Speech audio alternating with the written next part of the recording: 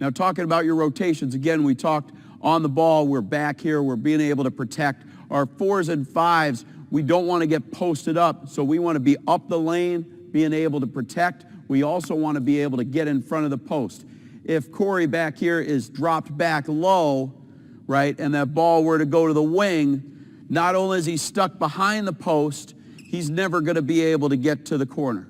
We're not worried about this pass going over the top, because if Corey could get in a full front post, we've got our 5-man here to be able to protect, and we're in better position to be able to go to the guard. So we've gone from the top to the wing. We're in good weak side help. We're in good weak side help with our 5-man. Now as that ball gets rotated to the corner, we're going to attack the ball up here, good, and here comes our 3-man down here with a full front on the low post. You notice our guard here is guarding against the high post. We don't need Sean to drop down here and give any more protection. He's worried about this next pass as a 3-point shooter. Our guard on the other side has all the skip passes. Again, we've allowed our 5-man to be able to protect the rim. So we're going to talk about our rotation. Ball's at the top of the key. Our guards are talking about the next position they have. You notice that Sean over here, one pass away, our guards always have the next pass. So he's got this pass out to the wing. He would also have any skip pass. So let's see that skip pass comes all the way to the corner. Sean's going to be able to close out to that. Matt comes over here for the next pass. Maddie's over here for all skip passes. Let's bring it back to the top. Now in a normal rotation, ball goes to the wing this time. We've attacked with a high hand. We're fronting the post. We know who we have over here. We're pointing to the ball. We're pointing to our man. Ball goes to the corner. Now we've come in here, dropping on that low post to be able to protect, right? Well, we now, again, we talked about this. This offensive player has the ball in the corner. There's nowhere for him to go. We have all of our defense here in an overload. They've overloaded against us. We've overloaded against them. Now the rotation out of there is where it takes some practice to be able to rotate out.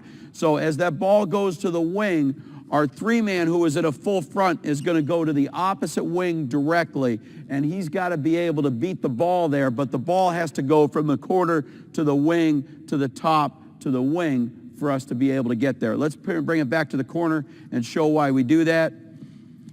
For instance, if we had told Matt from fronting this low post that he had to get to the top, right, not only would a skip pass confuse us, but when this pass goes to the wing and he has to go to the top, that's going to be a tough closeout for us to be able to do. So we're going to rotate our guards where Maddie's going to come and take that. Matt's run out to this wing to be able to guard. And then we're back in our normal 3-2 alignment. The only difference is, you know, we're up with a different guard at the top of the key instead of our 3-man. But that has to go from where the offense has overloaded us from one side, rotated us out, and now we've kept our 4s and 5s in good defensive position, and our guards are out there identifying the 3-point shooters. Just be a normal 4-around-1 setup. Rico's tight there. He has Casey.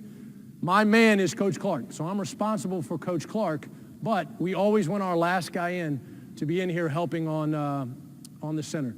So if he throws that ball, we teach our guys to go steal that ball there, either there or, and we make this guy, we said, all right, if he's going to throw that thing in, he's got to throw a lob or he's got to throw a bounce pass. And we want our last guy in to be in here making it hard and thinking about going to get those steals, okay, whether that's up in the air or whether it's thrown on the ground. All right, so he's fighting on the low side. The other thing the low side does is we've got a guy tight in here, okay?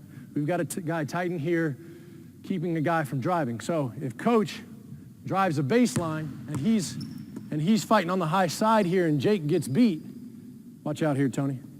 I'm you. There's no help there. It's a lot easier to help from the low side here. Go back up there. And he drives.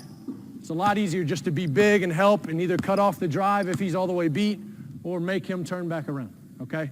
So that keeps a guy tight to the middle so nobody can drive in the middle, and the low side keeps guys from driving in the baseline without any help. At the same time, and part of the reason we want to be so tight is because you've seen the team. We don't have a big 6'9" guy to guard in the post, all right? But we do have a lot of guys that can help each other guard. So if he's fighting on the low side and he's active, and I'm in here thinking about, I might be stunting a little bit, but I'm in here tight, okay? That ball's it's going to be hard to throw that ball in. Whether I'm 6'4" or 6'8", it's going to be hard to throw that ball in.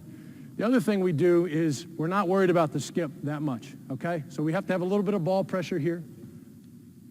We have to have a little bit of ball pressure here so we can't just fire it to him.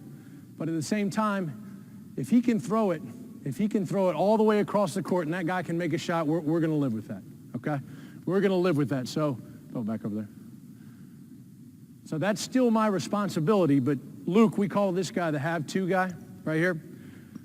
And if say, Coach Giroux was a great player, we're really worried about them throwing it in. So I'm really surrounding this guy.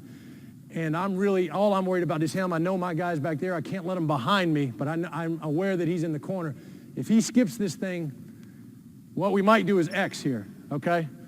So that means Luke would go out, because he ends up being the closest guy to the ball, he would go out and guard it, and then I would just have to come in here and be tight and find his guy, okay?